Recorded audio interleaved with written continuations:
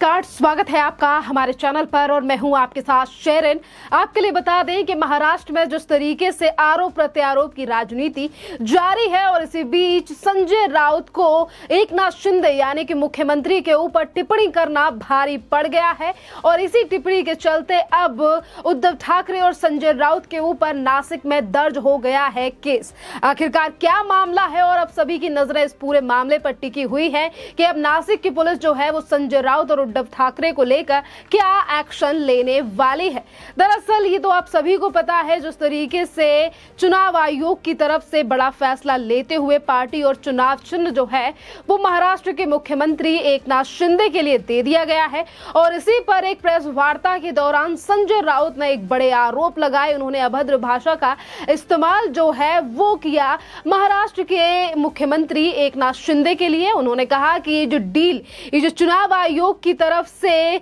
चुनाव चिन्ह और शिवसेना जो दे दी गई है एकनाथ शिंदे के लिए, ये मामला जो है, ये डील जो है वो 2000 करोड़ रुपए में पहले ही हो चुकी है। वो तो चिन्ह, पार्टी का चिन्ह और पार्टी का नाम खरीदने के लिए कितने की बोली लगा सकता है, आप अंदाजा लगा सकते हैं। मेरी जानकारी है 2000 करोड़। जहां एक तरफ चुनाव आयोग को लेकर ये सवाल उठाया गया है तो वहीं दूसरी तरफ संजय राउत ने कहा कि आज बीजेपी के तलवे चाट रहे हैं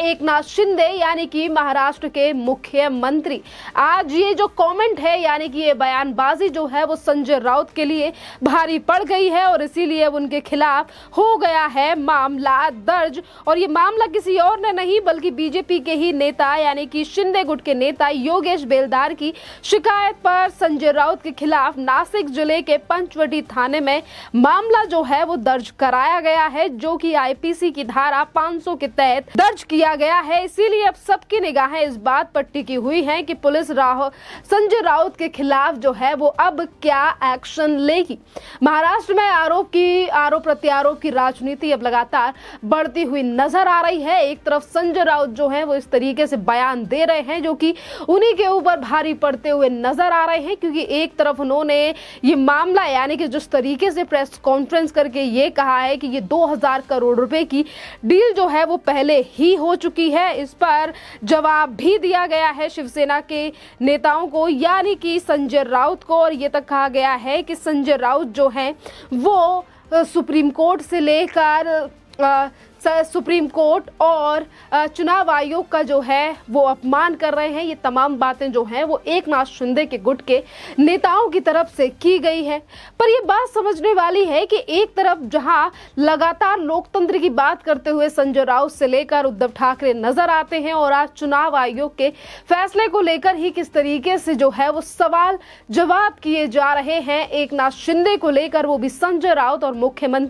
पूर्व मुख्यमंत्री उद्धव ठाकरे की तरफ से। अब देखना अहम रहेगा कि पुलिस जो है वो क्या एक्शन लेगी, क्योंकि दरअसल आपके लिए बता दें कि ये जो तलवे चाटने का बात जो कही गई है वो संजय राउत की तरफ से, वो उन्होंने अमित शाह के बयान को लेकर कहा है। इन दिनों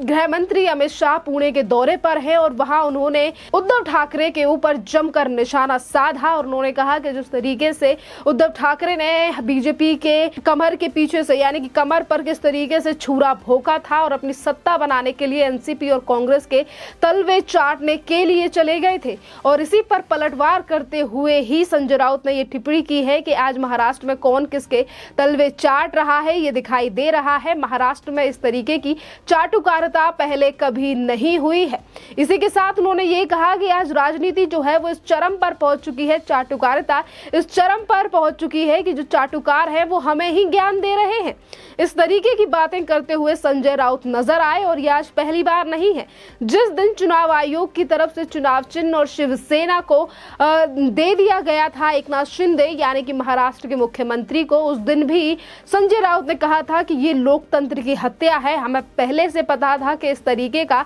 कुछ फैसला आने वाला है, हमें इन चीजों के बारे में जानकारी थी। एक तरफ लोकतंत्र और संविधान की बात करने वाले संजय राउत और उद्धव ठाकरे आज किस तरीके से संवैधानिक संस्थाओं के ऊपर आरोप लगा रहे हैं और ये कह रहे हैं कि ये बीजेपी के साथ मिलकर काम कर रही हैं। खैर, ये पहली बार नहीं है कि इस तरीके के आरोप जो है वो संजय राउत ने लगाए हैं। इससे पहले भी वो संवैधानिक संस्थाओं को लेकर इसी तरीके से अनर्गल बयानबाजी करते हुए नजर आए हैं, जो फिर एक बार जो है वो संजय राउत के ऊपर भारी पड़ गया है। यानी कि जो धाराएं लगाई गई हैं उसमें कितना बड़ा एक्शन होगा, क्या संजय राउत फिर से एक बार जेल जाएंगे, क्या वो पूछताछ के लिए भी पुलिस स्टेशन जाएंगे या नहीं जाएंगे, ये भी अपने आप में एक बड़ा सवाल है। जिस तरीके से सियासी पारा महाराष्ट्र में इन दिनों बढ़ता हुआ नजर आ रहा है। इसी के साथ अगर इस विवाद की बात करें तो ये विवाद जो है ये अभी का नहीं, 2019 से ही बीजेपी और उद्धव ठाकरे के बीच में जो तकरार है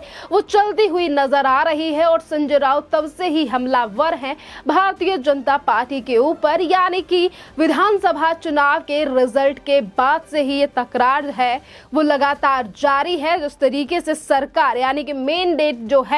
वो भारतीय जनता पार्टी के लिए मिला था, जिनको 100 से ज्यादा सीटें विधानसभा चुनावों में मिली थी, और वहीं शिवसेना यानी कि उद्धव ठाकरे के लिए 2019 में 56 सीटें मिली थी और उन्हीं 56 सीटों में वो बनाना चाहते थे अपने बेटे आदित्य ठाकरे को मुख्यमंत्री, जिस पर बीजेपी ने कहा कि बात पहले से ही हो चुकी है, देवेंद्र फडणवीस को मुख्यमंत्री बनाना है, हमें ये पहले से सौदा था, वो पहले भी मुख्यमंत्री थे। पर इस बात पर उद्धव ठाकरे ने बात नहीं मानी, जिसके चलते उन्होंने गठबंधन को तोड़कर एनसीपी और कांग्रेस के साथ जाकर सरकार बनाई और शरद पवार के कहने पर वो खुद मुख्यमंत्री बने, ना कि अपने बेटे के हाथ में उन्होंने कमान जो है वो सौंपी। पर 2.5 साल सरकार यानी कि जो सरकार को लेकर एमवीए सरकार को लेकर संजय राउत से लेकर तमाम नेताओं ने दावे किए कि ये सरकार जो है वो 25 से 30 साल चलेगी, पर वो 25 से 30 महीने भी मुश्किल से चली और किस तरीके से उद्धव ठाकरे के ही तमाम नेता जो हैं वो 2020 में ही कैसे बीजेपी के साथ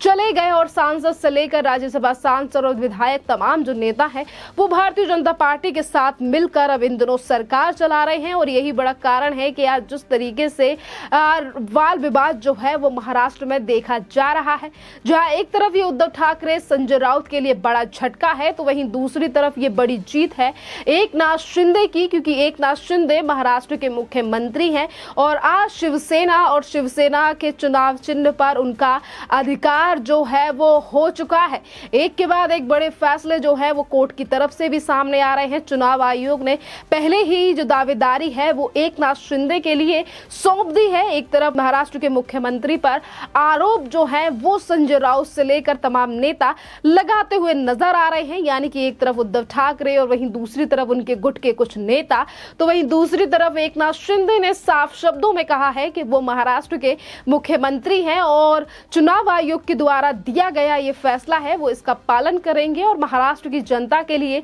काम करेंगे। यानी कि वो साफ शब्दों में चीज है, यानी कि क्या काम उन्हें करना है, महाराष्ट्र की जनता ने उन्हें चुना है, इस तरीके से बात जो है वो करते हुए नजर आ रहे हैं। जनता का प्यार है, ये तमाम बातें कह रहे हैं, काम करेंगे। पर इसके विपरीत में ये चीजें जो है वो पसंद नहीं आ रही हैं संजय राउत और उद्धव ठाकरे के लिए, क्योंकि पिताजी के नाम पर राजनीति करने वाले उद्धव ठाकरे के हाथ में आज कुछ भी नहीं रहा है। जिस बाला साहब ठाकरे के द्वारा बनाई गई शिवसेना पर अपनी दावेदारी ठोका करते थे उद्धव ठाकरे, आज ना ही तो उनके पास पार्टी रही है और ना ही तो चुनाव चिन्ह। यानी कि वो जो बातें कही गई थी बाला साहब ठाकरे की तरफ से कि राजा वही बनेगा जो काबिल होगा, ना कि बाप के नाम पर, इस तरीके से जो बातें हैं वो पहले ही की गई थी और आज उसी को लेकर राज ठाकरे से लेकर बीजेपी भी उद्धव ठाकरे और संजय राउत के ऊपर हमलावर है। खैर, देखना अहम रहेगा कि पुलिस की तरफ से क्या एक्शन लिया जाएगा और जिस तरीके से ये मामला जो है वो सुप्रीम कोर्ट में